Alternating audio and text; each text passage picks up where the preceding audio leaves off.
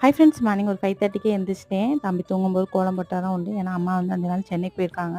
அதனால அவன் தூங்கும்போதே எந்திரிச்சு வந்து கோலம் போட ஸ்டார்ட் பண்ணிட்டேன். நைட்டு ஜூஸ் பாட்டில் தொறக்கிறேன்னு சொல்லிட்டு, அந்த மூடியில வந்து தோல் லைட்டா வந்து இதாயிருச்சு. கோலப்பொடியே பிடிக்க முடியல. என்னத்தையோ அட்ஜஸ்ட் பண்ணி போட்டு முடிச்சுட்டேன்.